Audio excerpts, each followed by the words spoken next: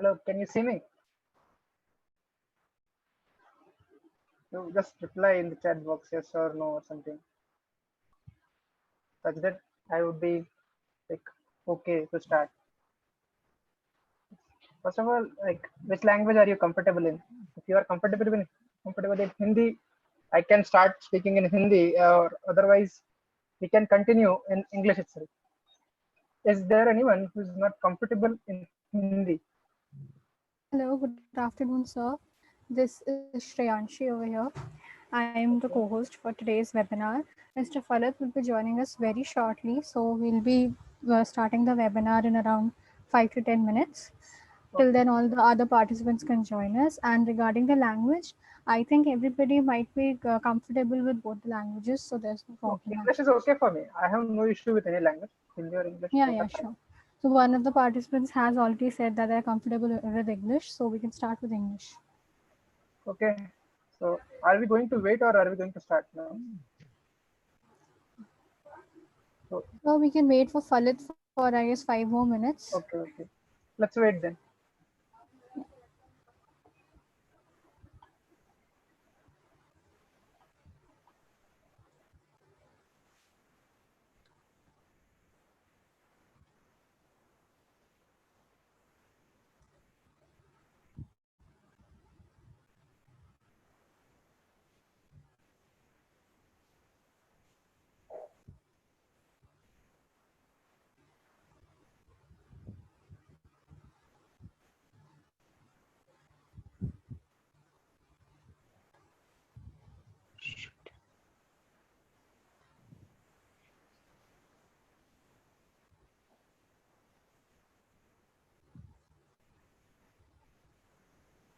Good afternoon, everybody. This is Ritika Khetwal, Head of Webinar Department, Studio Matrix.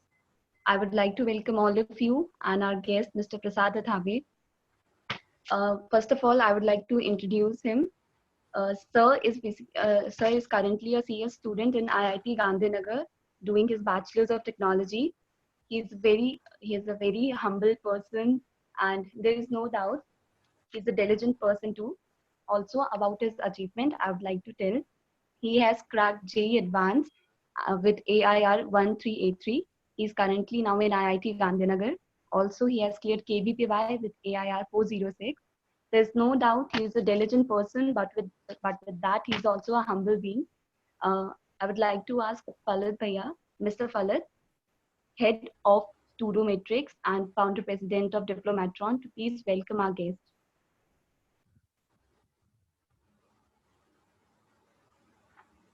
Hello, am I audible? Hello, yeah, Mr. Falat Sajaya, you can Yes, continue. yes. Yeah, I would like to welcome Prasad Bhaiya, and it is a great honor to have him here.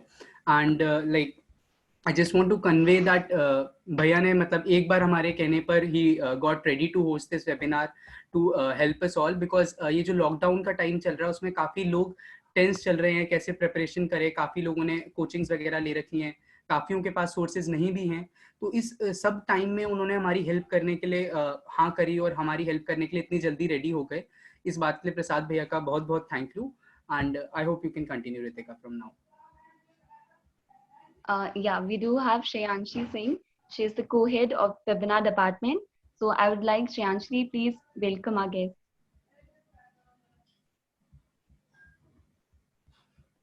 Hello. Hello, Shreyanshi. So, so I would like to welcome Mr. Prasad once again and thank him so much for attending this webinar and helping out all our participants in this difficult time, as everybody is confused right now because classes are online and it is becoming really difficult for everybody to prepare for the examinations. And with such an experienced personality, I'm sure everybody will be very thankful for this webinar. Thank you. Okay, we do have our members from the team of Studometrics, Ms. Mansi Joshi, Mr. Sparsh Rastogi. All the contestants are requested to coordinate with them in case of any query. They'll surely back answer to you. So I'll hand over the charge to Mr. Prasad Thave. Please, sir. Okay, can you see me now? So, Yes, sir. am I, Yes, sir. I You have can. spotlighted okay, the so, video on you. okay, fine. So we can start. So I'm not a big person like anybody, big speaker or something. I'm just a student at IIT Gandhinagar. Just before 2 years, I have cleared my JEE, and I'm somebody like you, somebody like your elder brother. So don't be that much formal with me. I'm just a normal person. Okay. So first of all, I'll start with PPT that I have prepared for you. So let us start. And so it will be a small thing such that I could explain you my experience that how I cracked or how I prepared for JEE. So, so our main motto is how to prepare for competitive exams. But you can also ask question. First of all, let me ask which standard you guys are in. So, do we have majority from 10th class or 11th class or 12th class? Like 12th. So you are in grade 10. Okay, we have a mixture. Okay, that is nice. Okay. If uh, people can reply on chat, then that is nice. Yeah, because basically I have muted the other, matlab everyone, so they cannot No, unmute themselves. no issue, no issue. Okay, that is fine. But if you could reply just so that I will get an idea, so how to speak and what points to cover, Okay, sure. because many guys we have from 10th, so I can start from basics.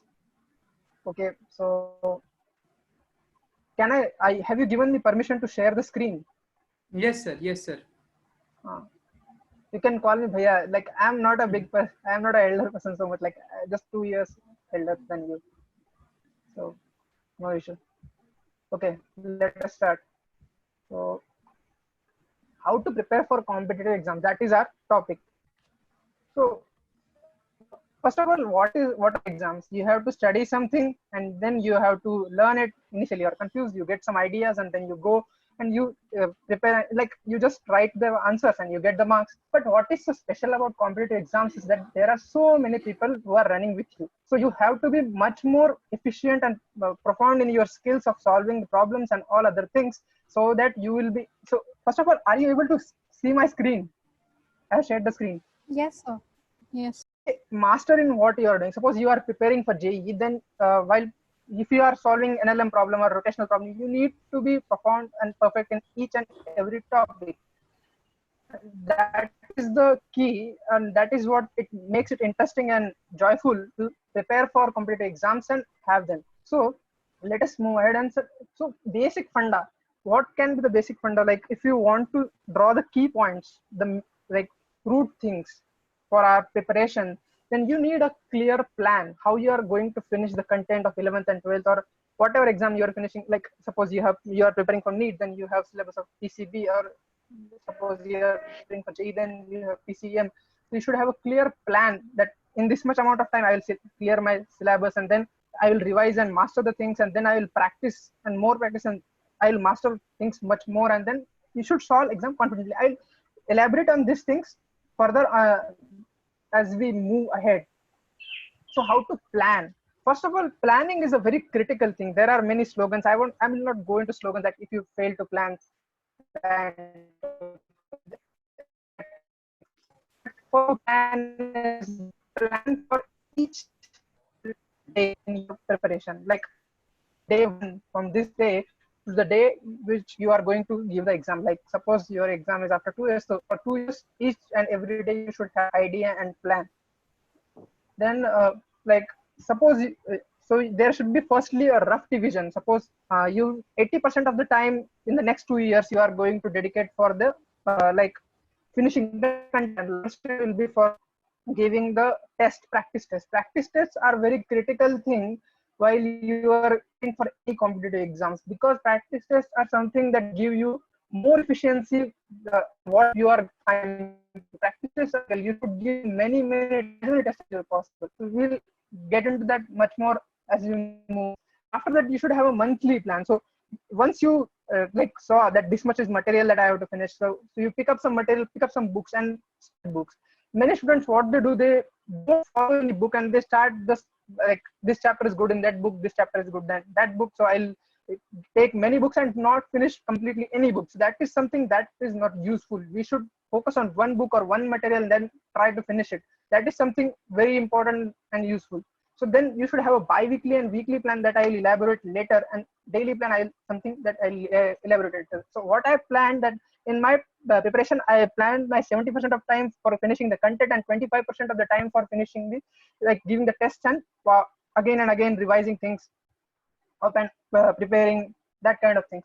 So how to master? So initially, like, we got that there are many topics. That I suppose there is physics, then you have NLM, you have rotational motion, then you have electromagnetism. So there are many topics.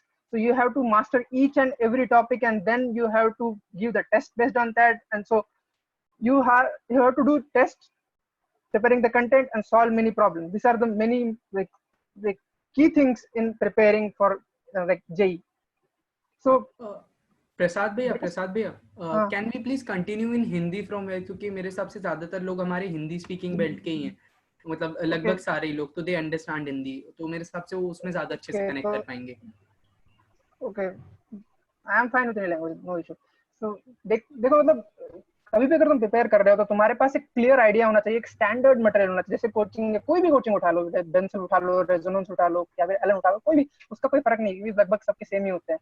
वो उठा लो और तुम standard material से बिल्कुल एक, मतलब हर एक सवाल, एक चैप्टर है मान लो तुम कर रहे हो कोई, तो उसमें से बैठो और पूरा एक सवाल का आंसर निकलने तक तुम मतलब करो, फाइनल आंसर तक सॉल्व करो हर एक सवाल को. और उसके बाद सारे डाउट जो भी आता है वो प्रोफेसर से पूछो या फिर कुछ भी करके क्लियर करवा लो तुम, क्योंकि डाउट्स रहना बहुत गंदी चीज होती है. कभी भी झिझकना नहीं चाहिए प्रोफेसर से डाउट पूछने के लिए. अगर तुम कहीं पे भी मतलब कोचिंग में हो या फिर कहीं पे भी तुम्हारा कुछ है कोई डाउट बताने वाला, या फिर नहीं भी, मतलब ऑनलाइन भी मिल जाता है कई बार, तो उनसे आप पूरा पैसा वसूल कर लो. उस मामले में भी बिल्कुल भी आपको मतलब झिझकना नहीं है. मतलब बच्चे क्या करते हैं, सोचे कि प्रोफेसर जैसा कि, मतलब ऐसा होता है ना कि भीड़ भाड़ रखते हैं कि नहीं प्रोफेसर बुरा मान जाएगा, ये पागल बच्चा ऐसा ऐसा सोच लेगा. उसका सोचना नहीं पड़ता, क्योंकि अपन पैसे दिए तो अपने को मतलब पूरा फायदा उठाना चाहिए. और एक चीज होती है राइट रिवीजन समरी, ये मुझे बहुत काम की चीज लगी, कि जैसे तुम कोई टॉपिक कर रहे हो, जैसे मान लो अभी बंदे ने एनएलएम करा, तो एनएलएम में उसने कुछ बहुत सारे अच्छे सवाल देखे, तो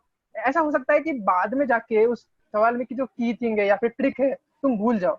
तो क्या करो, ऐसे लिख डालो, ऐसे की कंसेप्ट्स, इंपॉर्टेंट पॉइंट्स लिख डालो, जो चीज में तुम्हें डिफिकल्टी है लिख डालो. जैसे तुम प्रैक्टिस टेस्ट दे रहे हो तो लिख डालो जो तुम्हें अच्छा क्वेश्चन लगा या तुमसे नहीं बना, डाउट आया, और जो डाउट तुमने क्लियर करवाया बाद में उसको नोट करते जाओ. और तुम्हें हर एक चैप्टर के बारे में एक तो तुम्हारे एक रिवीजन के लिए जैसे एक समरी टाइप लिखा होना चाहिए.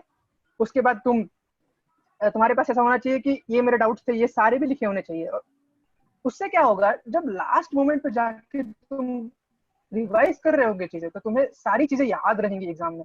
नहीं तो बच्चों के साथ क्या होता है, वो सॉल्व बहुत कुछ करते हैं, लेकिन लास्ट के मोमेंट पे उसको वापस रिकलेक्ट नहीं किया तो क्या हो जाता है, वो मेहनत वेस्ट चली जाती है. क्योंकि हमारी मेमोरी जो है 2 साल का लंबा टाइम होता है, भूल जाते हैं, वो एक बहुत बड़ा इशू हो जाता है.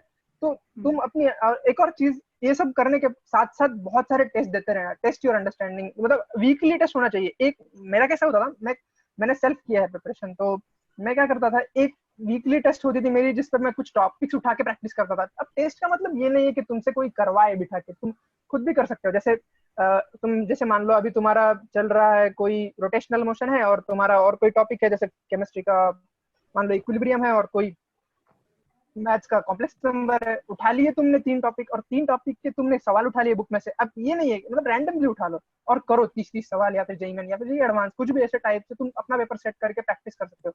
इससे क्या होगा, तुम उस 3 घंटे के टाइम में बैठ के प्रॉपरली सवाल इफिशिएंटली करने में मास्टर हो जाओगे. पर हमें एट द एंड करना तो वही है, उस टाइम पीरियड में एकदम इफिशिएंटली सॉल्व करके नंबर लाने. तो तुम अपनी अंडरस्टैंडिंग को बार बार टेस्ट करते रहना. और कई बार बच्चों के साथ ये होता है कि जब सॉल्व कर लेते हैं तो टाइम लग जाता है, तो वो हो जाते हैं सवाल, लेकिन एग्जाम में नहीं बन पाते. तो उसके लिए एग्जाम पैटर्न में भी तुम प्रैक्टिस किया करो बार बार, उसका बहुत फायदा होता है. और ये रिवीजन समरी वाला तो तुमको बहुत काम आएगा. मेरा ये खुद का एक्सपीरियंस है, मैंने ऑर्गेनिक के लिए खुद के बहुत बढ़िया नोट्स बना रखे थे हर एक टॉपिक के, तो मुझे बहुत मतलब मस्त लगा. वो लास्ट में मेरे को रिवाइज करने में बिल्कुल तकलीफ नहीं हुई. नहीं तो बच्चे क्या होता है कि किताब पढ़ने लग जाते हैं रिवाइज करने के लिए, वो बहुत दर्दनाक होता है, क्योंकि तुम्हें किताब में बहुत बेकार चीजें भी होती है जो वापस रिवाइज नहीं करनी होती. तो इंपॉर्टेंट चीज तुमको लगती है इंपॉर्टेंट, वो तुम रिवाइज करते चलो बार बार. उसके लिए तुम्हें वो रिवीजन समरी की तुम एक बुक बना लो, नोटबुक, उसमें फायदा होगा. अगला पॉइंट जो है, हाँ वही, वो क्यूमुलेटिव टेस्ट होने चाहिए। और जब तुम टेस्ट दे रहे हो तो एक बाई वीकली प्लानिंग में ऐसा होना चाहिए कि एक संडे को तुम दे रहे हो टेस्ट जो तुम्हारे अभी करंट टॉपिक्स चल रहे हैं, और एक संडे को तुम टेस्ट दे रहे हो अब तक जितना हुआ उतने पे बेस्ड। ऐसे तो तुम्हें टेस्ट सीरीज मिल जाएंगे या फिर कोचिंग भी मिल जाएंगे। मैं खुद ही अपना प्लान करता था तो मतलब बढ़िया रहता है। इससे क्या होता है कि पीछे के जो टॉपिक्स है वो तुम्हारे टच में रहते हैं, कुछ भी हो जाए तुम्हें सवाल दिखते रहते हैं नए नए। तो तुम ऐसे कर सकते हो कि क्यूमुलेटिव टेस्ट सीरीज मिल जाती है कई बार कई कोचिंग्स की, तो वो उठा लो, उसको प्रैक्टिस करो। टॉपिक वाइज टेस्ट तो तुम्हें करते ही रहने पड़ेंगे, क्योंकि तुम्हें आइडिया लगेगा कि तुम कितना सॉल्व कर पा रहे हो उतने टाइम में। नहीं तो क्या हो जाता है, तुम्हें वो उतने टाइम फ्रेम में सॉल्व करने की आदत नहीं पड़ती, तो तुम मतलब बच्चे होते हैं ढीले पड़ के सॉल्व करते हैं। और एक और चीज, नोट करते रहो, टेस्ट की चीजें भी नोट करते रहो। इस बार क्या एक्सपीरियंस आया, क्यों सवाल नहीं बने, कितने बने, उसका तुम एनालिसिस करते रहो। जितना तुम टेस्ट दे दे के एनालिसिस करते रहोगे उतना फायदा होगा, इंप्रूवमेंट होती रहेगी। मतलब जितना तुम टेस्ट दोगे और एनालिसिस करोगे फायदा ही फायदा है। और नोट करते रहो जो जो आया तुम्हें दिक्कतें, मतलब उसको डाउट क्लियर करके लो। ये चीजें जो है बेसिक चीजें, इंपॉर्टेंट चीजें कंटेंट कवर करते वक्त की।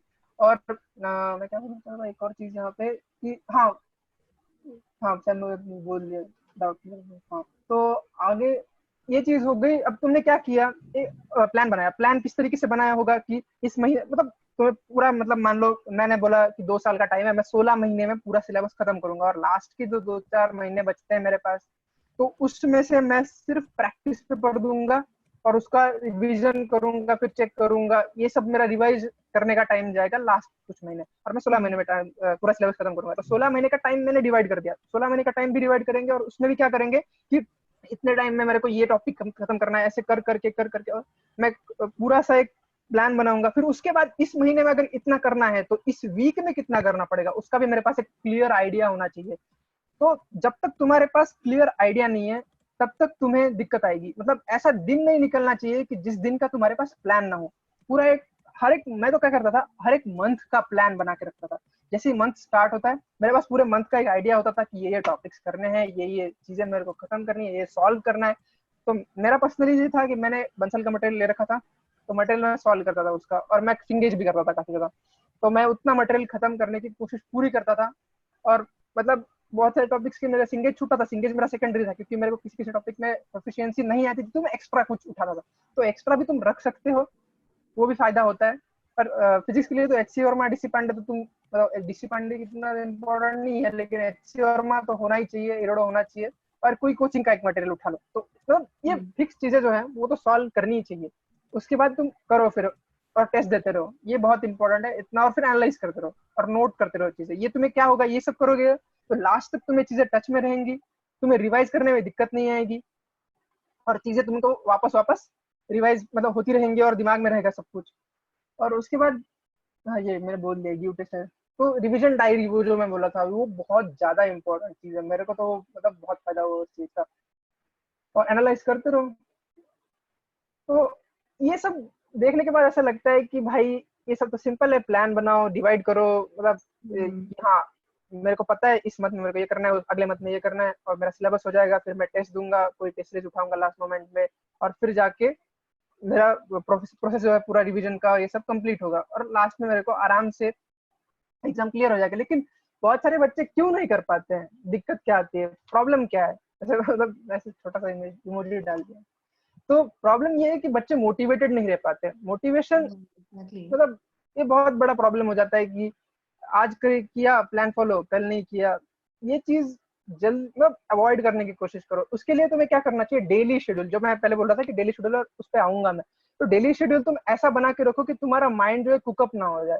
बच्चे क्या करते हैं, मैं 15 घंटे पढ़ूंगा, 16 घंटे पढ़ूंगा। पढ़ने के तुम आवर्स मत गिनो, तुम्हें इतना कंटेंट फिनिश करना है उस पर फोकस करो। तो उसके अकॉर्डिंग तुम आवर्स पे अपने आप मतलब जितना कर सकते हो करो। मैंने पूरे टाइम में कभी 6-7 घंटे से ज्यादा पढ़ाई नहीं की, लेकिन फिर भी मेरे को दिक्कत नहीं आई। क्यों? क्योंकि मेरा ये प्लान होता था कि नहीं आज मेरे को ये टॉपिक खत्म करना है, इसके इतने सवाल करने हैं, ये प्रैक्टिस करनी है। तो मेरे को कभी स्ट्रेस नहीं आया उस चीज का कि मेरा हो नहीं रहा है कंटेंट, या फिर एग्जाम में कम नंबर आ रहे हैं। एग्जाम में कम नंबर अगर आते हैं तो तुम देखो, तुम्हें अपॉर्चुनिटी है कि तुम देख सकते हो अब, और फिर से उस पर तुम प्रैक्टिस कर सकते हो। और उसके लिए तुम एक्स्ट्रा बुक्स रखो अपने साथ। सिंगे जैसी चीज है कि बहुत बड़ी चीज है वो, तो वो रख सकते हो तुम कि हाँ ये टॉपिक बन नहीं रहा है तो एक्स्ट्रा प्रैक्टिस कर लेते हैं। और कोई एक स्टैंडर्ड मटेरियल अपना जो हम तुम हर एक चैप्टर के लिए करते जाते हैं वही। और टेस्ट तो चलते रहेंगे। तो एक चीज है, मोटिवेशन के लिए शेड्यूल ऐसा बनाओ कि तुम चिल रहो, माइंडसेट ऐसा, मतलब एक टाइम के बाद क्या हो जाता है, तुम सॉल्व कर रहे हो, बोर हो जाता है दिमाग, करने का मन ही नहीं करता।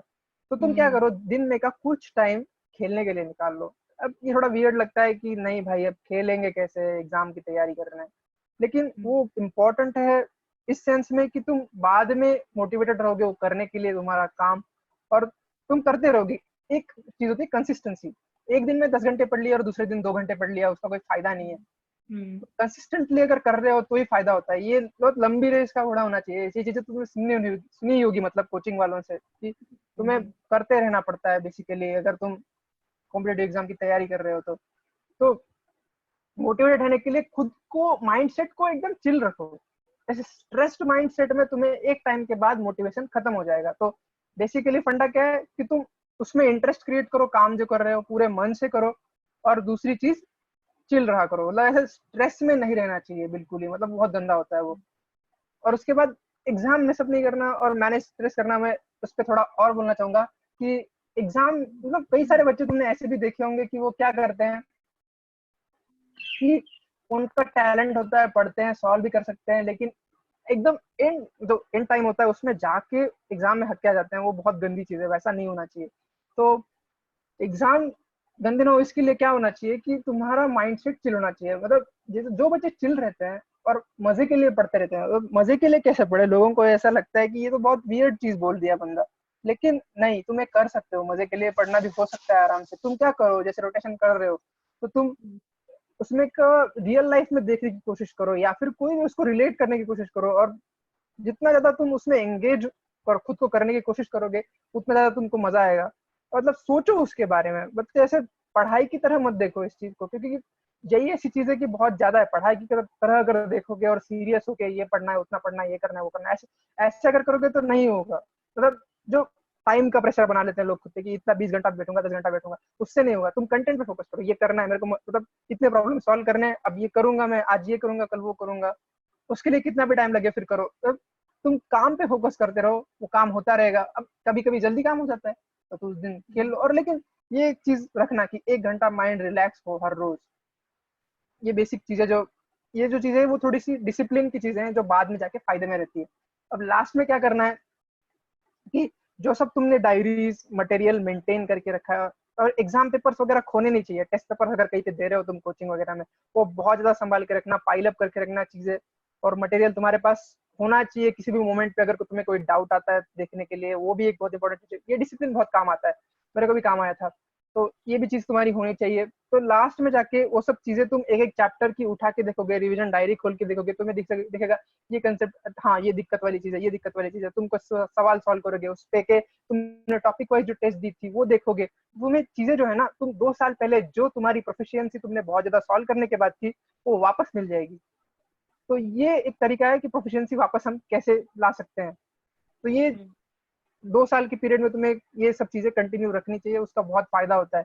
अब ये हो सकता है कि किसी का और मेथोडोलॉजी हो, ये मेरा मेथड था, मैं बता रहा हूँ। तो जो सो मतलब ये तरीका है कि मोटिवेटेड कैसे रहे, और मतलब चीजों में कंसिस्टेंट कैसे रहे, और जो बेसिक डिसिप्लिन की बात जो मैं कर रहा था। तो अब मैसअप नहीं करना है, उसके लिए दिमाग को ठंडा रखो बस, क्योंकि एग्जाम में तो बहुत इंपॉर्टेंट हो जाता है। लास्ट में जाके बच्चे कचरा कर देते हैं, वो नहीं होना चाहिए कुछ भी करके। और स्ट्रेस को एकदम कम रखना चाहिए। तो स्ट्रेस को मेरा तो ये होता था कि ज्यादा पढ़ने से अच्छा, मतलब जितना पढ़ रहे हो उतना पूरा टाइम तुम्हारा एनर्जी लगा के पढ़ो। और मैं एक सजेस्ट करना चाहूंगा कि म्यूजिक के साथ कभी मत पढ़ना। मतलब म्यूजिक के साथ पढ़ने से क्या होता है, तुम गाना सुनने लग जाते हो और तुम्हारा जो गिवन टाइम में तुम जितने प्रॉब्लम सॉल्व कर रहे हो या फिर जितना कुछ पढ़ रहे हो वो घट जाता है। तो क्या हो जाता है, तुम्हारी बॉडी तो थक जाती है और माइंड भी थक जाता है, लेकिन तुम गाने सुनने में इतने मजे लेने लग जाते हो कि तुम्हारा वो यूजफुल ही नहीं रहता तुम जो कर रहे हो। तो उसका भी एफिशिएंसी रहना चाहिए। एफिशिएंसी अगर तुम, क्योंकि क्या होगा, बाद में सुन लो ना, पढ़ाई होने के बाद सुन लो गाने, उससे ज्यादा मजा आएगा। ये दो चीजें एक साथ करने की कोशिश मत करो, और जो कर रहे हो उसमें मजे लेने की कोशिश करो जितना तुम कर सकते हो। और अच्छे अच्छे प्रॉब्लम सॉल्व करो, सोचो, उसमें इंटरेस्ट लेने की कोशिश करो। शुरू शुरू में नहीं होगा, लेकिन इंटरेस्ट लेने की कोशिश जैसे जैसे करते जाओगे वैसे वैसे होता चला जाएगा। और मतलब मैंने तो केमिस्ट्री में काफी इंटरेस्ट ले लिया था, तो मैं मतलब 12th में ही काफी कुछ एक्स्ट्रा पढ़ता था केमिस्ट्री का, तो उससे मेरे को फायदा हुआ था। मेरा कुछ तो ऑल इंडिया रैंक आया था केमिस्ट्री ओलंपियाड में। और सेकंड लेवल भी मेरा क्लियर हो गया था। तो ये भी हो जाता है कभी कभी, जो तुम सोचते नहीं वो भी हो जाता है, जब तुम अगर मजे लेने के पूरा सिर्फ कंटेंट पे फोकस करके करने की अगर कोशिश करते हो तो ये बेसिक चीजें रखो और करो। और रिलैक्सेशन के लिए समटाइम मतलब मूवीज और वो अलग, जो जैसे तुम पढ़ रहे हो और वीकेंड पे जो होता है, एक लोगों के दिमाग में होता है कि चलो भाई अब वीकेंड पे चिल कर लेते हैं, इस टाइप का चिलिंग जो होता है वो ठीक होता है। लेकिन कई बार क्या हो जाता है कि कोई मूवी तुमको बहुत ज्यादा इन्फ्लुएंस कर देती है, उसके गाने इन्फ्लुएंस कर देते हैं, तुम क्या करते हो सुनने लग जाते हो, और पढ़ाई के टाइम पे एग्जाम पे टाइप के दिमाग में गाने बजने लग जाते हैं। वो बहुत गंदी चीज है, वो नहीं होना चाहिए। तुम्हारा कॉन्सेंट्रेशन पढ़ाई में ही होना चाहिए, क्योंकि ये बहुत गंदा हो जाता है। तुम्हारे साथ भी एक्सपीरियंस हुआ होगा कि तुम्हें गाना कोई पसंद आ गया और तुम हाँ एग्जाम के टाइम पे दिमाग में बज रहा है गाना, वो बहुत गंदी चीज है। तो एक ये भी चीज तुम अवॉइड करने की कोशिश जितनी कर सकते हो उतनी करो। और बेसिक मतलब फिजिकल एक्सरसाइज पे भी थोड़ा फोकस कर सकते हो तो करो। मैं मेडिटेशन पे भी फोकस करता था। मेडिटेशन मैं 10-20 मिनट करता था, और भागता था। मैं खेलता ज्यादा नहीं था, खेलने के लिए लोग नहीं थे मेरे साथ, मैं अकेले ही करता था। तो खेलता बहुत था मैं, वैसे भागता बहुत था और मेडिटेशन करता था। वो बहुत सही रहता है, तुम कर सकते हो वो, क्योंकि तुम्हारा मतलब जो बैठ के अकड़ जाते हैं वो भी हट जाता है, और माइंड भी फ्रेश हो जाता है। और गाने वाने तो मैं बहुत सुनता था एफएम वगैरह पे, तो वो भी कर सकते हो। और बस टाइम मतलब तुम जो कर रहे हो ना उस टाइम पे उस पर पूरा फोकस करने की कोशिश करो। बेसिक यही मेरा कहना है। तो अभी एग्जाम को कैसे नहीं कचरा करना है, तो बेसिकली माइंड फ्रेश रहना बहुत जरूरी है। जैसे एग्जाम के दिन तुम क्या कर सकते हो कि ये मत सोचो कि ये एग्जाम क्लियर होगा तो क्या होगा, नहीं होगा तो क्या होगा, फिर मेरी रैंक खराब आएगी, 2 साल की मेहनत है, बर्डन है, इतना पैसा लगाया, वो किया, ये किया। ये सब दिमाग में नहीं आना चाहिए। ये थॉट प्रोसेस कभी नहीं बनना चाहिए। और कभी सपने मत बनाओ ऐसे, मतलब पढ़ने के लिए पढ़ रहे हो, नंबर आए नहीं आए छोड़ दो, ऐसा दिमाग में एटीट्यूड रहेगा ना तो बहुत सही रहता है एग्जाम के टाइम पे। क्योंकि मेरे दोस्त है वो जो 3-3 साल 4-4 साल भी जेई की प्रिपरेशन कर रहे थे, लेकिन वो बाद में जाके जैसा एक्सपेक्ट कर रहे थे वैसा नहीं हुआ अनफॉर्चुनेटली, क्योंकि वो स्ट्रेस में उन्होंने गड़बड़ कर दी पेपर में। तो do not care about result. ये मैं खुद भी करता था। जब मेरा केवीपीआई में रैंक आ गया था मैं बिंदास हो गया था, अब मिल रहा है आईसर, चलो। लेकिन मैं थोड़ा सैड भी हो गया था 12th में, फिर से मैंने केवीपीआई दिया था, तब मेरा 406 आया। तो 11th में भी दिया था मैंने, तब मेरा 500 कुछ रैंक आया था, और 12th में 400 आया था। तो मेरे को आईआईएससी जाना था शुरू में, तो सैड तो होता है इंसान, लेकिन ज्यादा सोचना नहीं चाहिए रिजल्ट के बारे में। मेरा उसमें नुकसान हुआ था थोड़ा। मैं बीच का जो लास्ट का टाइम होता है ना, जो बहुत इंपॉर्टेंट होता है जेई के लिए, उसमें थोड़ा मेरा कचरा हो गया था। तो 10 दिन मेरे ऐसे निकल गए थे स्ट्रेस स्ट्रेस में, तो वो बहुत गंदी चीज है। तो मैंने उसके बाद सोचा था कि जो मतलब होता है ना कि फिलोसफी है कर्मयोगी जो बोलते हैं अपने यहाँ पे, जो भगवत गीता में शायद लिखी है कि तुम्हारे हाथ में सिर्फ काम करना है, तो करते रहो, पढ़ते रहो, और उसका आनंद लो, मजे में करते रहो बस। और जो आउटपुट आने हैं वो आने हैं, बस उसका सोचो मत, बस फोकस करो। एग्जाम देनी है, ऑप्शन क्या है, एग्जाम देनी है या ना देनी है, तो स्ट्रेस में आके क्यों देनी है, पूरे मन से दो, अच्छे से दो, टेंशन मत लो, अच्छे से पढ़ते रहो बस। और चीजें तुम्हारे दिमाग में रहे एक टाइम पे, उसके लिए मेहनत करते रहो, बस इसी के लिए सारी मेहनत है। अब मैंने ये छोटा सा प्रिपेयर किया क्योंकि मैं ये चाहता था कि ये सेशन ज्यादा इंटरैक्टिव हो। मैं मेरी छोटे से 10-15 मिनट में बता के खत्म करना चाहता था मेरी स्टोरी, या फिर मैं कैसे प्रिपेयर करता था, या मेरे जो अलग चीजें थी प्रिपरेशन की। अब तुम तुम्हारे डाउट्स पूछ सकते हो, you are open to doubts, like कुछ भी पूछो। अब मैं बताने को तैयार हूँ, जो भी तुम्हारे डाउट्स हैं, जो मैं जितना बता सकता हूँ बताऊंगा मेरे एक्सपीरियंस से। ओके, थैंक यू भैया। वैसे काफी बहुत ही इंस्पायरिंग पॉइंट्स थे आपके, कंसिस्टेंसी मेनली। तो अभी श्रेयांशी जी, जितने भी डाउट्स हैं आप अभी, I put forward the mic to you. अभी आप पूछ उन्हें चैट पे डाल time सकते हैं दीजिए। लोग, चैट में डालने दो लोगों को, आपके डाउट्स बताते चलो। Okay, Okay, so all the participants are requested to put their questions on the chat, and so we'll be answering them one by one. Hindi English कोई भी चलेगा, फिर अगर तुम चाहते हो तो ऑडियो भी ऑन कर सकते हो, कोई दिक्कत नहीं है। मतलब मेरे को तो कोई इशू नहीं है, बोल के भी बता सकते हो। हाँ नहीं नहीं, ये फायदा होना डेफिनेटली। चाहिए। मेरे को ज्यादा लेक्चर देने की आदत भी नहीं है, मैं तुम्हारे जैसा ही हूँ। नहीं नहीं, अगर किसी भी डाउट है प्लीज रेज योर हैंड, हम माइक आपका अनम्यूट कर देंगे।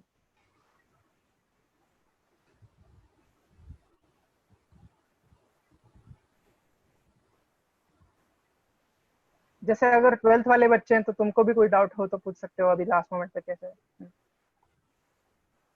I want to ask you, can you We have provide- a question.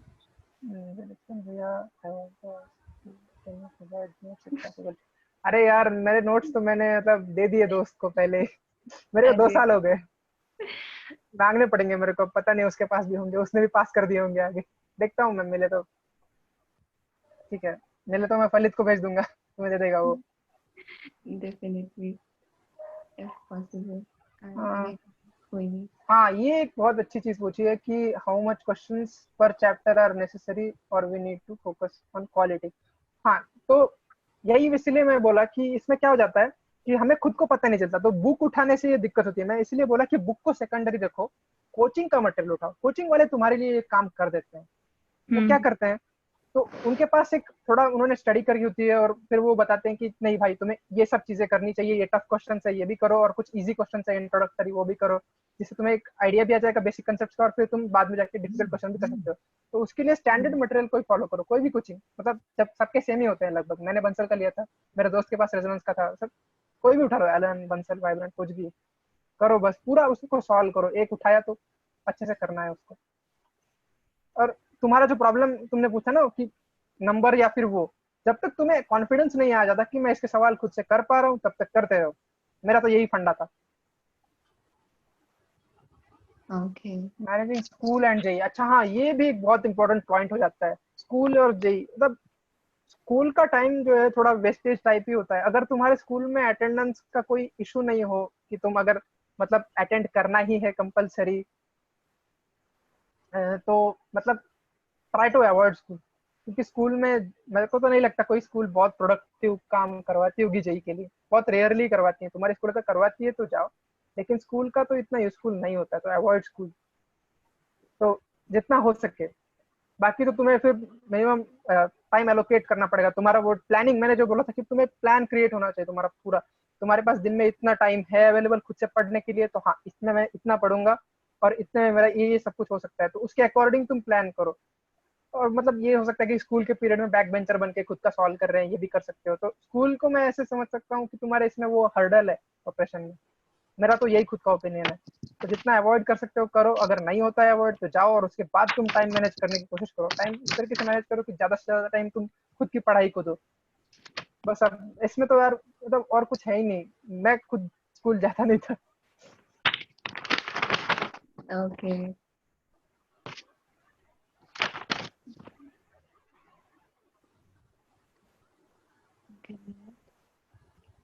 अच्छा, तो थियरी एंड कंसेप्ट के लिए, हाँ थियरी तो वो देते नहीं है ज्यादा। मेरे मटेरियल में भी थियरी नहीं थी। तो थियरी के लिए तुम या तो कोई बुक अच्छी उठा सको। सिंगेज में काफी अच्छे से थियरी दी है, लेकिन कुछ कुछ गड़बड़ी भी है। जैसे ऑर्गेनिक में एक दो जगह पे उन्होंने रिएक्शन का घोल कर दिया था, तो वो कर सकते, मतलब कोई मटेरियल तुम उठा सकते हो। लेकिन अगर तुम खुद से पूरा कर रहे हो तो वीडियो लेक्चर ज्यादा सही चीज है। तुम कोई भी वीडियो लेक्चर उठा सकते हो। मैंने भी वीडियो लेक्चर उठाए थे, मैं खुद से कर रहा था पूरा जेई का प्रिपरेशन। तो मैंने फिजिक्स के लिए भी उठाए थे, वो नाम याद नहीं मुझे, मोशन के कोई सर है वो, नितिन विजय, हाँ उसके फिजिक्स के लिए उठाए थे। केमिस्ट्री के लिए कोई तो जितेन निर्वाणी नाम के सर, हाँ वो E2 का था कुछ, तो उसके उठाए थे। तुम उठा सकते हो, जैसे नेट पे बहुत मिल जाएंगे, उठा सकते हो, देख सकते हो। तो थियरी के लिए तो तुम वीडियो लेक्चर उठा सकते हो, और कंसेप्ट, थियरी और कंसेप्ट के लिए। और कोचिंग का मटेरियल तो सफिशिएंट नहीं होता ऐसे। तो क्वेश्चन तो हो जाते हैं यार, मतलब बेंसल का था मेरे पास तो मॉड्यूल सही से थे, और लेकिन मेरे को उस पर कॉन्फिडेंस आ जाता था। तो कभी कभी टॉपिक्स में नहीं आता था कॉन्फिडेंस, तो मैं सिंगेज करता था। सिंगेज तो करते करते थक जाओगे, होगा ही नहीं कभी। वो तो वैसा ही है। अरे बहुत सवाल आ गए, एक एक करके बताते हैं भैया। जैसे बहुत लोग होता है, अरे can you just unmute the people, because ये बहुत हिंदी इंग्लिश में रीड करने में बहुत थोड़ा टाइम पास हो जाएगा। ओके। Okay sure. तो आप क्वेश्चंस बता दीजिए किस किस उसमें है, उनके नाम, तो मैं यहाँ से अनम्यूट करती जाऊंगी। उनके नाम क्या क्या है? Okay. We'll explain to you. अच्छा, ये आईआईटी की लाइफ के बारे में पूछा है। मैं उसे अनम्यूट कर देती हूँ। अच्छा, एक एक करके, मतलब 7-8 सवाल आए हैं अभी, तो एक एक करके पूछने दो लोगों को, कोई दिक्कत नहीं है, टाइम है अपने पास। We need Falit for this because ये अनम्यूट नहीं हो रहा है। चलो मैं तब तक कोशिश करता हूँ यही पढ़ के बताने की, बोर हो रहा था मेरे को पढ़ने में। I'll just try to contact him. Yeah, please. अच्छा, अरे ऐसी बात नहीं है, आईआईटी में जाके भी पढ़ना पड़ता है, वैसे काफी पढ़ना पड़ता है। मेरे भी अभी असाइनमेंट दी हुए 2 कल। चलता है भाई, काम तो करना ही पड़ेगा, काम के बिना थोड़ी तुम्हें कुछ मिलेगा। लेकिन ये बात नहीं है कि ऐसा मतलब आज वर्थ नहीं है, ऐसी बात नहीं है। और ऐसे माइंडसेट से भी मत करो चीजें कि अभी पढ़ना है बाद में नहीं पढ़ना, मजे लेके करो जितना तुम कर सकते हो, और इंटरेस्ट क्रिएट करके चलो, सही रहेगा। और आईआईटी में इंटरेस्टिंग चीजें होती हैं भाई, करने को बहुत कुछ मिल जाता है, बहुत एक्सपोजर होता है, बहुत सारे टाइप के लोग मिलते हैं, और प्रोफेसर भी इतने बड़े बड़े मिलते हैं, एमआईटी, हार्वर्ड, मजा आ जाता है। मतलब ऐसे लोग मिल जाते हैं कई बार, गजब। और कई कुछ कुछ प्रोफेसर होते हैं गंदा पढ़ाते हैं, लोग तो हर तरीके के होते हैं, लेकिन सही में अच्छी जगह है आईआईटी जाने के लिए। करियर को एक क्या कहते हैं वो, एयरपोर्ट का जो होता है जिससे उड़ जाता है प्लेन, वैसी टाइप की जगह है वो, तुम प्लेन हो, उड़ जाओगे बाद में। बढ़िया चीजें हैं आईआईटी में, मस्त जगह है।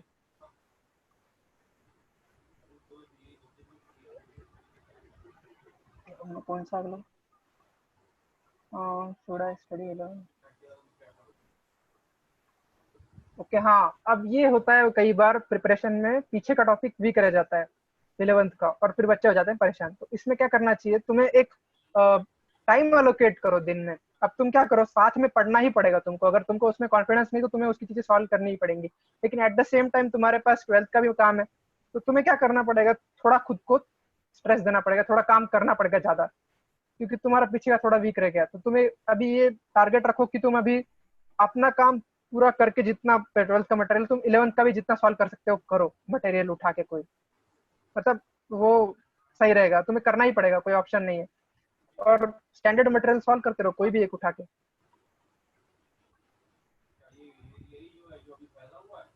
अब अगर तुम बहुत पीछे छूट जाओ प्रिपरेशन में तो खुद का चलते रहो। कोचिंग के साथ अगर तुम नहीं चल पा रहे हो तो उसमें क्या कर सकते हैं, कोई दिवाली ब्रेक टाइप आता है बीच में, तो तब तुम पिकअप करने की कोशिश करो, मतलब जब ब्रेक मिले तब, या फिर तुम खुद का पेस बढ़ाने की कोशिश कर सकते हो, लेकिन इसका कोई सोल्यूशन नहीं है। मेरा कोचिंग का ज्यादा एक्सपीरियंस नहीं, मैंने खुद से किया था, तो मैं खुद पे डिपेंडेंट रहता था, मेरा खुद का पेस से चलता था जितना चलना है, और मेरा बस मंथली प्लान होता था कि जितना इतना करना है।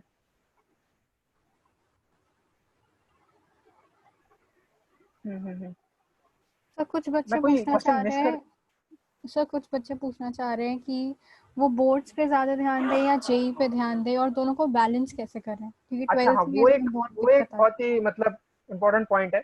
बोर्ड्स का क्या है, बोर्ड्स ऐसी चीज है कि तुम अगर सीबीएसई बोर्ड में हो तो तब तो कुछ सोचने की ही बात नहीं है, जेई का मतलब बोर्ड का है, ठीक है। बोर्ड में मतलब मैंने तो कुल मिला के 20 दिन प्रिपरेशन की थी, हो जाता है उतने में, बहुत चिल होता है। मतलब जब से एग्जाम स्टार्ट हो रहा है उसके 20 दिन पहले से किताबें वो खोल के पढ़ लो, तुम्हारा मतलब आराम से हो जाएगा। अगर जेई के लिए तुम माइंडसेट बना के पढ़ रहे हो, बोर्ड तुम्हारे लिए चिल्लर है, मैं इतना ही कहूंगा, आराम से हो जाएगा। या फिर बोर्ड के लास्ट में तुम्हें कोचिंग भी बहुत सारे मिल जाते हैं, टेस्ट पेपर सॉल्व करो, और वो एक्सपीरियंस टीचर होते हैं, उनकी वही घिसी पिटी चीजें होती हैं, पिछले 5 साल के क्वेश्चन पेपर सॉल्व कर लोगे, खत्म है चीजें। तो 20-30 दिन पहले शुरू करो बोर्ड के लिए पढ़ना, बाकी बोर्ड का सोचो ही मत, बोर्ड टाइम पास चीज है, आराम से नंबर आ जाते हैं अच्छे, मतलब सबके आ जाते हैं, उसमें कोई दिक्कत नहीं है।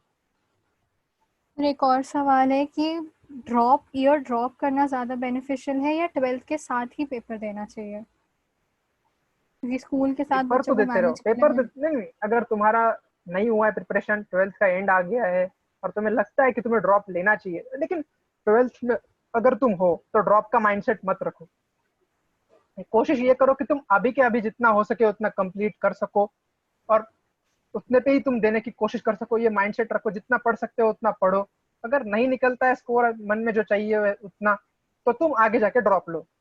ऐसे मत सोच के चलो कि अब मेरे को ड्रॉप लेना है, अभी क्यों पढ़ूं, क्योंकि अभी पढ़ोगे वो ड्रॉप के टाइम पे भी काम आने ही वाला है, तो अभी पूरा पढ़ते चलो। अगला जी। सवाल, मतलब मैं क्या हो गया है, वो चैट में आगे पीछे हो गया हूँ थोड़ा, हाँ, मेरे को पता नहीं चल रहा है। मैं बताती हूँ। ओके। सर 10th के एक बच्चे का सवाल है कि 10वीं के हिसाब से हर चैप्टर पे कितना टाइम स्पेंड करना चाहिए। 10th, अच्छा 10th में हो तुम अभी, हाँ 10th हाँ। का तो यार मतलब कर लो जितना कर सकते हो। मतलब 10th में मैं खुद जो था, मैं कोशिश करता था कि मैं कुछ एक्स्ट्रा पढ़ सकूं, कुछ एक्स्ट्रा बुक्स मैंने ली थी, तो थोड़ी एडवांस थी। 10th कॉम्पिटिटिव एग्जाम्स जो होती है ना, एनएसओ आईएमओ, वो तो मैं करता ही था ऊपर। उसके बाद एनटीएससी के लिए थोड़ा मतलब लोग पढ़ते हैं, मैंने तो एनटीएससी के लिए नहीं पढ़ा था, मैंने केवीपीआई के लिए पढ़ना चालू कर दिया था, बायो वगैरह में केवीपीआई का पढ़ रहा था उस टाइम पे। तो तुम ऐसा कर सकते हो कि एक्स्ट्रा पढ़ सकते हो, जेई अगर तुम्हारे दिमाग में है तो एक्स्ट्रा पढ़ सकते हो। और 10th का बोर्ड यूजलेस है, कोई काम का नहीं है, बाद में कोई काम नहीं आता, अनटिल एंड अनलेस तुम पॉलिटेक्निक टाइप की चीजें करना चाहते हो। मतलब बेकार चीज है, जेई के व्यू से तो बेकार चीज है, कोई काम नहीं आती वो चीजें। और ऐसी भी बात नहीं है कि जो बोर्ड मचा देता है वो बाद में कुछ अच्छा कर लेता है जेई में, ऐसी कुछ चीज नहीं है। सर एक सवाल है कि केमिस्ट्री के लिए बोला जाता है कि एनसीईआरटी काफी है, तो क्या ये सही है या बच्चों को और भी बुक्स जेई मेंस के लिए एनसीईआरटी काफी है, एडवांस के लिए नहीं है। एडवांस के लिए अगर पढ़ना चाहते हो तो तुम्हें बुक्स उठानी पड़ेंगी, मटेरियल उठाना पड़ेगा, काफी पढ़ना पड़ेगा। एडवांस के लिए इतने पे नहीं चलता। एडवांस पे जो क्वेश्चन आते हैं वो होते हैं जनरली मैकेनिज्म बेस्ड, ऑर्गेनिक की अगर बात करें। और जो जनरली मेरे टाइम पे तो ऐसा पेपर आया था कि मिक्स करके आ रहा था, जैसे मोल कंसेप्ट की चीजें पूछ ली ऑर्गेनिक के साथ क्लब करके, इलेक्ट्रोकेमिस्ट्री क्लब कर दिया ऑर्गेनिक के साथ, और मोल कंसेप्ट भी उसमें क्लब कर दिया। तो ऐसे सवालों की प्रैक्टिस एनसीईआरटी से तो नहीं हो पाएगी, थ्योरी भी वैसी एनसीईआरटी में नहीं मिलेगी, तुम्हें एक्स्ट्रा प्रैक्टिस करनी पड़ेगी, सवाल करने पड़ेंगे। यार तुम उनको म्यूट कर दो, मतलब अनम्यूट कर दो यार लोगों को, वो ऐसे सवाल आ रहे हैं तो मिस हो जाते हैं फिर। हाँ जी, एक पवन कुमार का एक क्वेश्चन आया है, I am just unmuting him. एक एक का सबको, मतलब जो पूछना चाहता है रेज हैंड करके, वो फंक्शनैलिटी है ना, तो उनको पूछने दो एक एक करके, वो सही रहेगा। क्योंकि सवाल का जवाब नहीं मिलेगा तो बच्चे मतलब आए हैं तो उनको नुकसान हो जाएगा।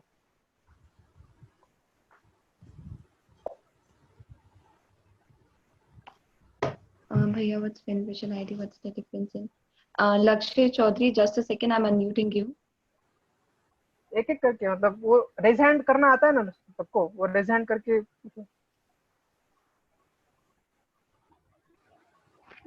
Sir is dummy. Okay, I have unmuted Lakshya. You can ask a question. Lakshya, you can ask your question.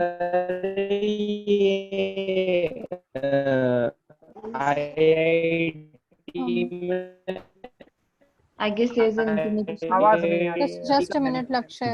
भैया आईआईटी का बेनिफिट, आईआईटी का बेनिफिट क्या है? अच्छा, आईआईटी में देखो क्या हो जाता है, आईआईटी में एक तो तुम्हें एक्सपोजर बहुत मिलता है। अगर तुम पढ़ रहे हो नॉर्मल इंजीनियरिंग कॉलेज और जो आईआईटी है, उसमें एक ही डिफरेंस मेजरली है कि लोग जो तुम्हारे साथ होते हैं। आईआईटी में जो लोग होते हैं वो बहुत बड़ी बड़ी जगह से पीएचडी वगैरह करके आते हैं, और उनको मतलब काफी कुछ एक्सपीरियंस होता है चीजों में, रिसर्च में, तो तुम्हें ज्यादा चीजें सीखने को मिलती हैं, तुम्हें एक्सपोजर मिलता है रिसर्च का। और दूसरा, प्लेसमेंट के लिए तो ज्यादा कंपनियां आती है, काफी सारी आती है। अगर तुम खुद को बहुत एक मतलब प्रोफिशिएंट बना लोगे तो तुम्हें बहुत सही प्लेटफॉर्म है आईआईटी। आईआईटी एक बहुत अच्छा प्लेटफॉर्म है जो तुम्हारा करियर बना के देगा तुमको, और बड़े बड़े करियर ऑप्शंस तुम्हारे पास ला के रख देगा। मतलब पास ला के रख देगा मतलब तुम्हें मौका मिलेगा उसके तरफ जाने का, अपॉर्चुनिटीज का सेट है, बस करना है नहीं करना है तुम्हारे हाथ में। तो सैट तो यार मैंने दी नहीं थी यार, सैट का मेरे को आइडिया नहीं है, लेकिन उसका सिलेबस भी शायद जेई जैसा ही होता है। मेरे एक दोस्त ने तो दी थी, मतलब कुछ और भी होता है शायद, इंग्लिश वगैरह भी होता है उसमें, मेरे को इतना आइडिया नहीं है ब्रो। सैट मैंने दी नहीं थी। तो स्पर्श रस्तोगी भी एक Okay. सवाल पूछना चाहते हैं। स्पर्श, can you put forward your question please? भैया मैं ये पूछ रहा था कि जैसे कि ये कोचिंग है तो अब कोचिंग के थ्रू करने का कोई स्पेशल बेनिफिट होता है, या फिर मतलब अगर कोचिंग का मटेरियल उठा के सिलेक्ट हाँ, करेंगे? कोचिंग का एक बेनिफिट जो होता है वो होता है तुम्हारे लिए वो चीजें प्लान करके देते हैं, तुम्हें वो रोज पढ़ाते हैं, उतना टाइम तुमसे वो थ्योरी करवाते हैं। अगर तुम कोचिंग जाते हो तो ये बेनिफिट है, तुमसे वो चीजें करवा के लेंगे। अब अगर तुम खुद से करते हो तो क्या हो जाता है, तुम्हें खुद वो चीजें मैनेज करनी पड़ती है। जैसे मैं खुद अपना सोचा था कि आज ये करना है तो आज ये वीडियोस देखेंगे, आज ये मटेरियल सॉल्व करेंगे, आज ये पढ़ेंगे। कोचिंग वाले तुमको बताते हैं ये पढ़ो, ये सॉल्व करो, तुमको बताते हैं तो तुम्हें वो फॉलो करना है बस। खुद कर रहे हो तो तुम्हें खुद पूरा प्लान करके करना है, फर्क इतना ही है बस। और भैया अगर सेल्फ कर रहे हैं तो उसके लिए कोई टिप्स? सेल्फ कर रहे हैं तो उसके लिए तुम्हें मोटिवेटेड रहना है और प्लान करनी चाहिए। दिन नहीं उगना चाहिए जिस दिन तुम्हारा कोई प्लान ना हो। प्लान करो चीजें और पढ़ाई करते रहो, बस लगे रहो, हो जाएगा। Thank you. मेहनत करना ही एक ऑप्शन है। भैया Okay. हाँ जैसे जो जेई का पेपर होता है उसमें 11th और 12th के सिलेबस की कितनी परसेंटेज होती हैं? हाँ, जनरली देखो 11th का जो होता है 45% 40% होता है, और 55 और 50% ऐसे होता है, 50-60% ऐसे। थोड़ा ज्यादा होता है 12th का, बाकी तो लगभग बराबर ही होता है दोनों का। थोड़ा सा ज्यादा होता है 12th का, बहुत थोड़ा, 5-10%। भैया जैसे अगर हमारा जैसे 11th में हमने प्रिपरेशन नहीं करी चाहिए की, हमने अच्छा। प्रिपरेशन शुरू करी, 12th शुरू करी प्रिपरेशन, तो हमें 12th में 11th का कवर करना चाहिए या फिर मतलब केवल 12th के बेसिस पे हम क्लियर कर सकते हैं?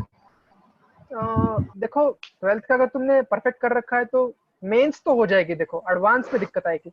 एडवांस में क्या हो जाता है, वो तुम्हें मिक्स करके सवाल पूछते हैं। जैसे तुम्हारा इलेक्ट्रोमैग्नेटिज्म क्लब कर देंगे रोटेशन के साथ, तो तुम्हारा 11th का टॉपिक क्लब हो गया 12th वाले के साथ, तो दिक्कत वहां पे आती है।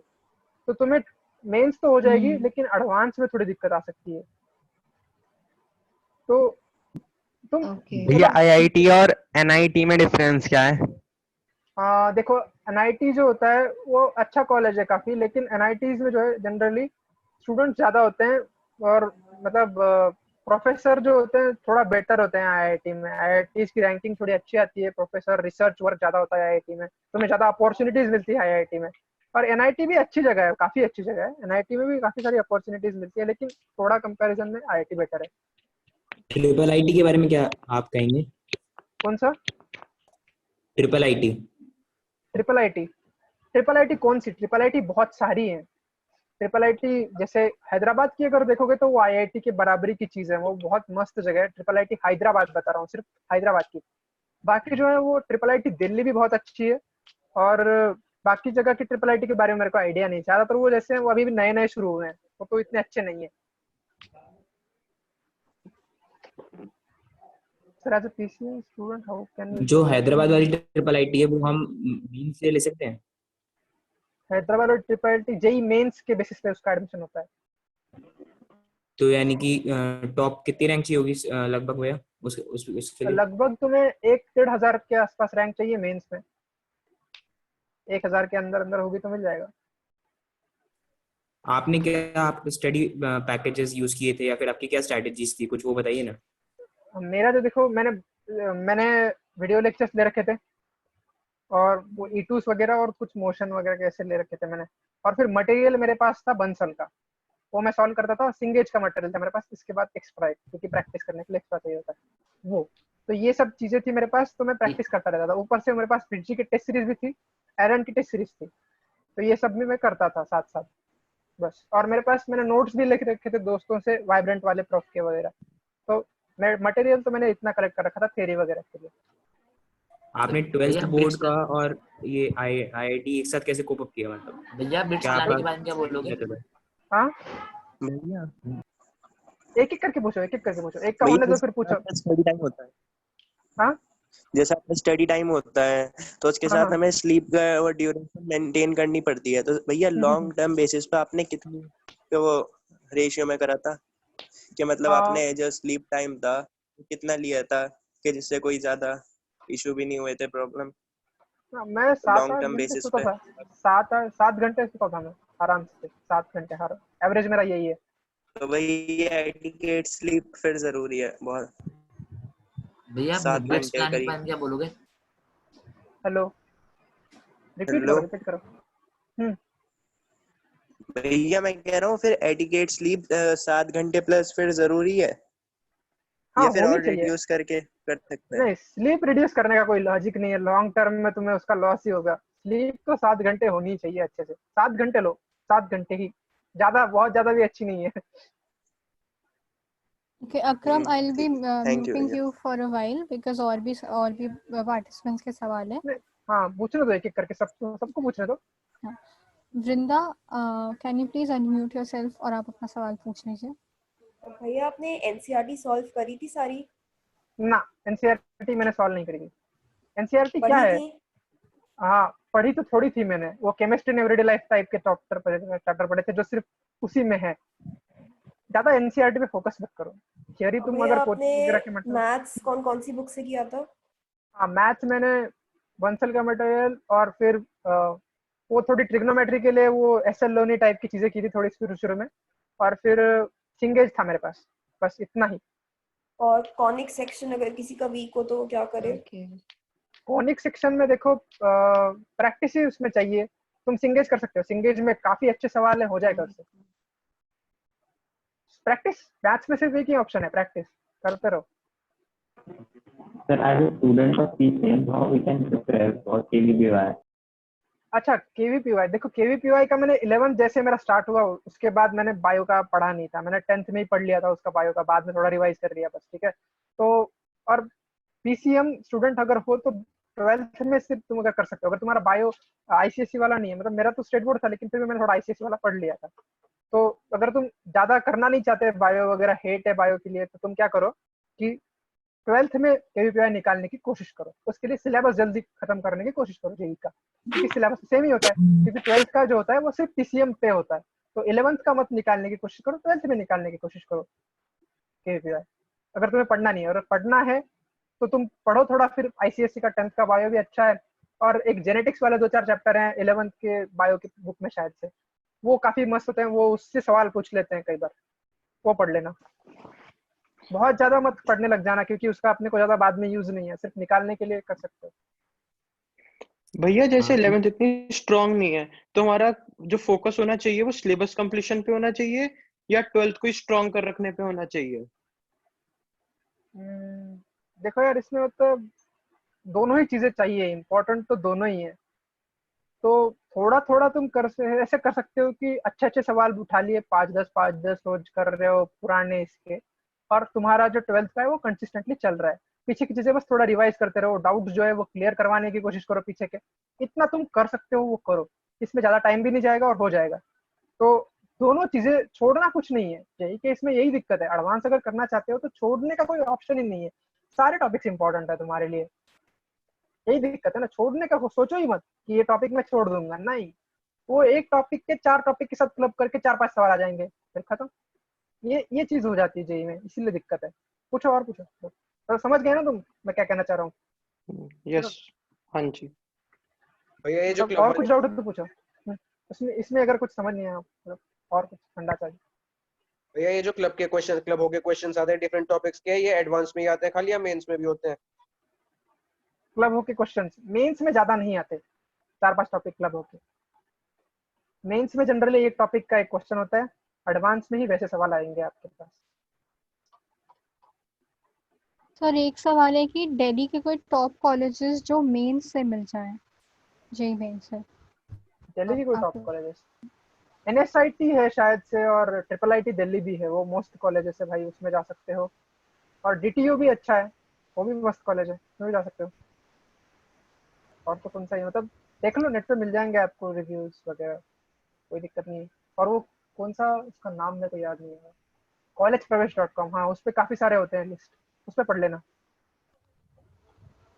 सर एक सिमिलर क्वेश्चन है कि बिट्स पिलानी के बारे में आपके क्या व्यूज हैं?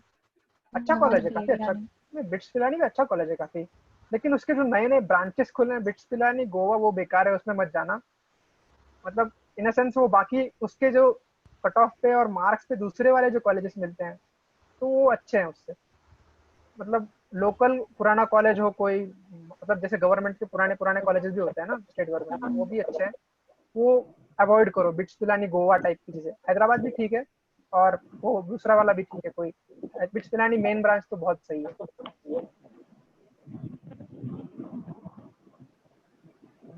Any further questions? चैट में भी कुछ रह गए हैं तो, किसी का रह गया हो तो हैंड रेज कर लो यार, आप हैंड रेज कर दीजिए, I'll unmute you. किसी का रह गया है तो। आलोक बताओ भाई।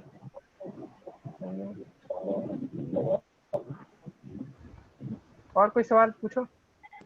भैया ये आपका जो 12th बोर्ड था जब आपका, और आपको उसी बोर्ड वाले ईयर में आपको अपना जेई भी देना होगा, तो भैया आपने दोनों को कैसे एक साथ कोप अप किया, मतलब टैकल कैसे किया? देखो मैंने ना 1 महीना जब बोर्ड को बाकी था तब बोर्ड का पढ़ना शुरू किया, ठीक है, और एक्स्ट्रा सब्जेक्ट जो होता है उसका मैंने कोचिंग लगा लिया था बोर्ड के प्रोफ से, और मैंने टेस्ट पेपर दिए थे बोर्ड के, तो वैसे मेरा बोर्ड का प्रिपरेशन हो गया, तो बोर्ड का ज्यादा मैंने टेंशन नहीं लिया था, फिर भी हो गया, हो जाता है, बोर्ड का ज्यादा टेंशन मत लो, आराम से हो जाता है, तुम लास्ट का 1 महीना प्रैक्टिस पेपर सॉल्व करो, हो जाएगा। मतलब कि बोर्ड की प्रिपरेशन आपने अभी जब बोर्ड था उससे 2-3 महीने या 1 महीने पहले स्टार्ट की? हाँ, उतने उससे में हो पहले जाता है। सिर्फ अपना मेंस का और एडवांस का पढ़ते? मेंस एडवांस करो पहले, बस उतने में ही हो जाते हैं, क्योंकि मेंस एडवांस में तुम्हारा वो पढ़ने का और मतलब कंसंट्रेशन लेवल वो सब बढ़ जाता है, तो तुम्हारे लिए बोर्ड चिल्लर हो जाता है थोड़े टाइम बाद। भैया जैसे इस समय हम लोग सब मतलब घर पे हैं, ऑनलाइन क्लासेस चल रही हैं, तो कोचिंग की फैसिलिटी नहीं हो पा रही है अब, तो कुछ आप बताइए अब हम कैसे तैयारी करें मेंस को? की या फिर एडवांस की, क्योंकि अभी तो कुछ पता नहीं है कि गवर्नमेंट का डिसीजन होगा, लेकिन हमें तो अपनी पूरी तैयारी करनी है मेंस की। 12th में हो क्या बेटा तुम अभी? मतलब सॉरी भैया। 12th में हो क्या आप अभी? हाँ भैया 12th में हूँ, अच्छा सीबीएसई अच्छा दिल्ली में। अच्छा, तो तुम क्या कर सकते हो, तुम्हारे पास जो भी मटेरियल है, कुछ मटेरियल होगा ना, बुक्स वगैरह एनसीईआरटी छोड़ के जो तुम सॉल्व कर रहे थे 2 साल कुछ, वो सब उठाओ और उसमें से चीजें रिवाइज करने लगो। तुमने जो जो सॉल्व किया है, प्रिपेयर करने के लिए कोचिंग की जरूरत नहीं, खुद भी कर सकते हो। तो वो चीजें रिवाइज करते चलो खुद से और प्रैक्टिस करते चलो। बस एक प्लान बनाओ कि इतने दिन है मेरे पास, इतने दिन में मेरे को इतना सब कुछ कवर करना है, तो मैं हर रोज मेरे को कितना पढ़ना चाहिए, ये खुद आइडिया लगाओ, खुद बैठ के सोचो उस पर और फिर प्लान बनाओ और फॉलो करने की पूरी कोशिश करो। प्लान ऐसा बनाओ कि वो अनरियलिस्टिक ना हो, कि तुम कर सको, उसमें तुम्हारा माइंड भी फ्रेश रहे, से कुकअप नहीं हो जाना है, फ्रेश माइंड से अच्छे से प्रिपरेशन हो, ऐसा प्लान बनाओ। भैया अगर हम लोग कोचिंग नहीं जा रहे हैं तो आप बुक्स रेफर कर सकते हैं कि हम जेईई मेंस की तैयारी कैसे करें? जेईई मेंस के लिए जेईई मेंस के लिए तो काफी सारी बुक्स मिल जाएंगी।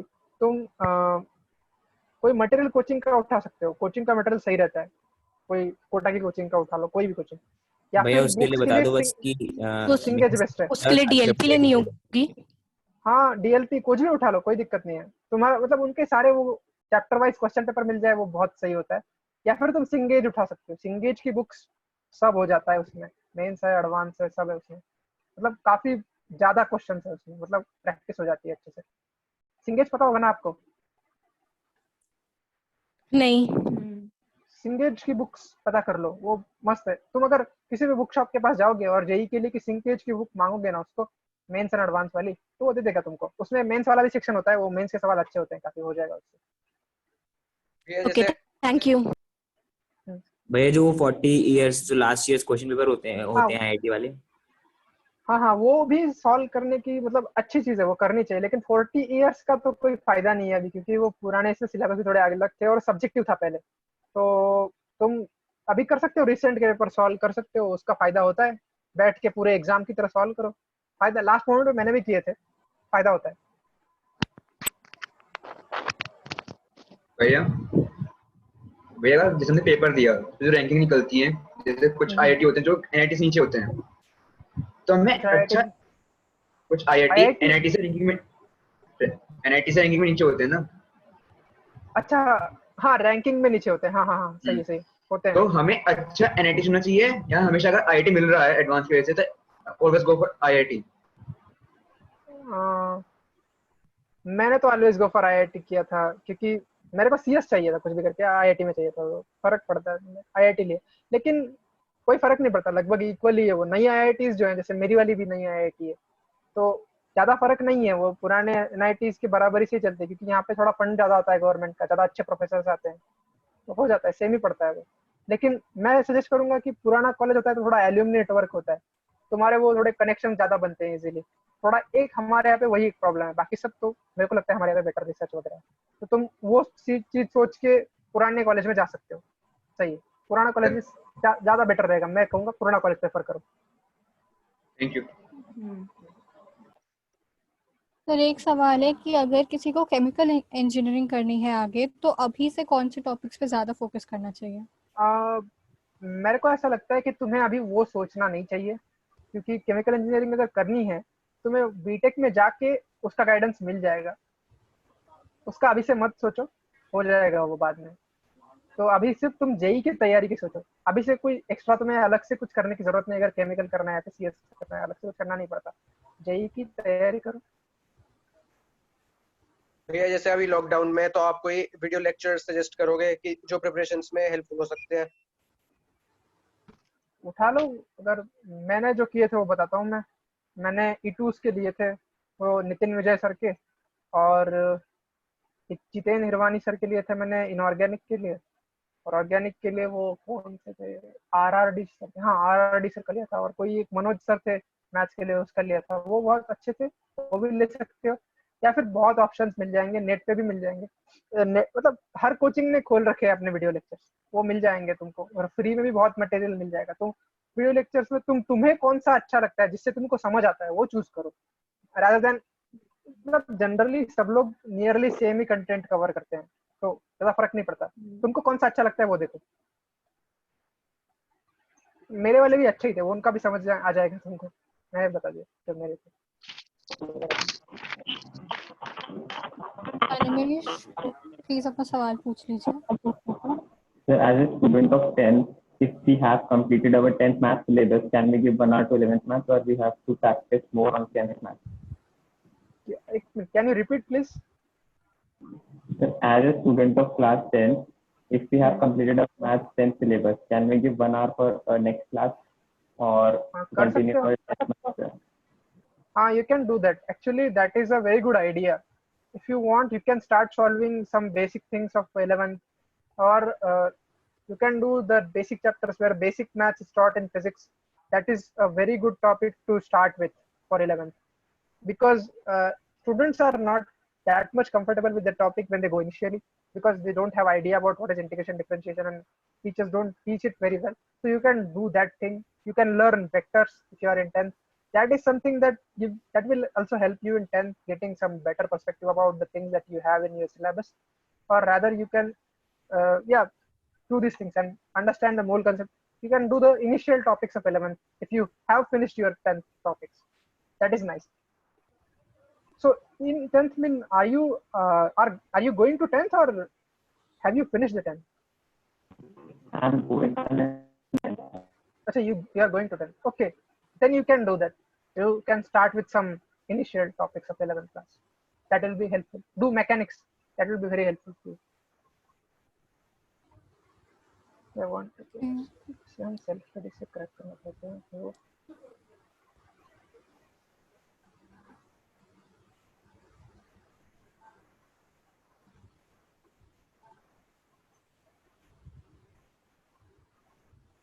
अरे यार मुझे पता नहीं है अल्फा सीरीज जो तुम बात करते हो कौन सी चीज, मतलब ये फिजिक्स के लिए अल्फा सीरीज क्या है मेरे को पता नहीं है, लेकिन मटेरियल के लिए उठा लो कोई कोचिंग का। वो मैं हमेशा सबको यही बताता हूँ, कोई या फिर सिंगेज साथ में रखो, सिंगेज भी बहुत अच्छी चीज है, वो दो चीजें साथ में रखो हो जाएगा।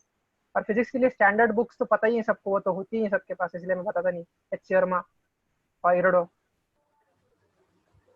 मतलब तुम गर्व के तुम अगर पूछ के बोल सकते हो तो मतलब, क्योंकि ये इसमें दिक्कत आ जाती है कई बार, वो हिंदी में इंग्लिश लिखते हैं तो पूछ लो तुम। Can I unmute you if you can speak? Good.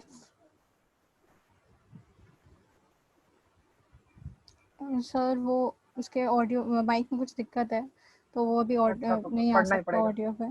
आप अपना क्वेश्चन प्लीज रिफ्रेज कर दीजिए ताकि समझने में थोड़ी आसानी हो।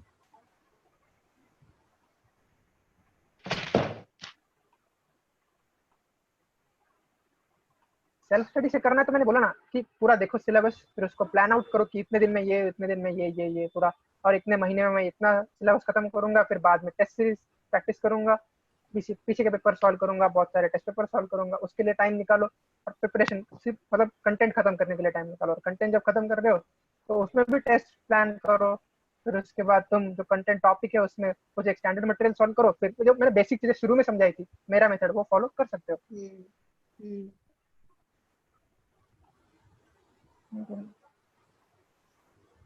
मैथ्स में लीनियर इक्वेशंस और क्वाड्रेटिक में हमें वर्ड प्रॉब्लम का बेसिक मेथड समझना।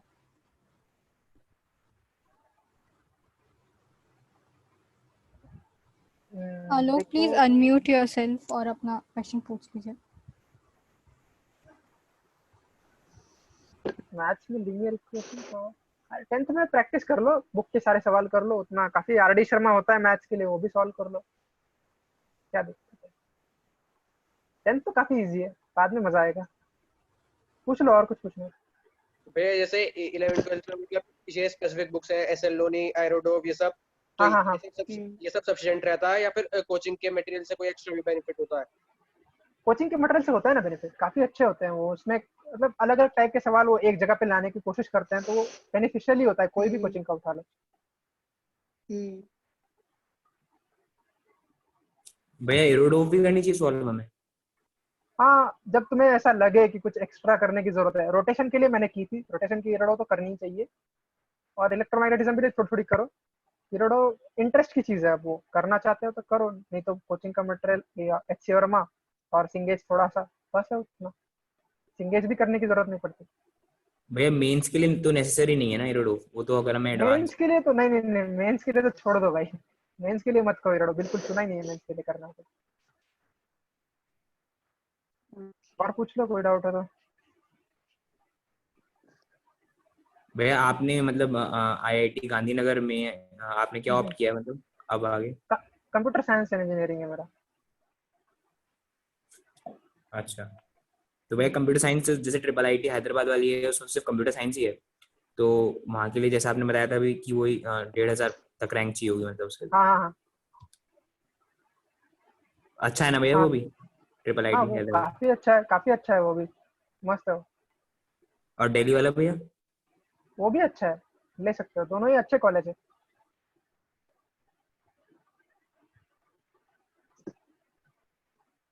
पूछो और कोई। और किसी के पास क्वेश्चन ना हो तो फिर हम मतलब खत्म भी कर सकते हैं, क्योंकि भैया को भी अपना स्टडी शेड्यूल वगैरह के आसपास जाना होगा। मेरा भी असाइनमेंट बाकी है भाई। हाँ वही वही ना, मतलब आप भी टाइम निकाल के आए हो, तो अगर क्वेश्चंस हाँ खत्म हो गए तो we can end the session. हाँ, एक उसने लास्ट पूछा है गर्व ने, तो एक मैं बोल के अभी निकलता हूँ। तो उसने बोला है कि चलो ठीक। कितना पढ़ाई का टाइम और खेलने का टाइम इम्पोर्टेंट है। तो मैं कहूँगा कि 1 घंटा बहुत है टाइम पास के लिए, 1 से 1.5 घंटा उससे में निपटा लो। और हाँ, AIR-1 के लिए माइंडसेट तो मैंने जितने देखे हैं यार, मैं तो बहुत कम रैंक वाला बंदा हूँ उसकी कंपैरिजन में। AIR-1 तो बहुत बड़ी चीज है। तुम काम ये सोच के करो कि तुम्हें मजा आ रहा है, इंटरेस्ट लेके तुम जितना पढ़ोगे उतना तुम्हें यार अच्छी रैंक आएगी। तो चलो यार, अब सॉरी, तुम पलित भैया के पास भेज दो जितने सवाल है तुम्हारे। पलित हाँ भेज देगा मेरे को, मैं वापस तुमको रिप्लाई दे दूंगा। हाँ, I would surely forward. Thanks a thanks lot a lot, भैया। तुम्हारा भी Thank you so सबने much, सुना भैया. मेरा। Thank you so okay much. भैया आपने टाइम निकाला हम लोगों के लिए, थैंक यू भैया। चलो आई फॉर्मली एंड दिस सेशन।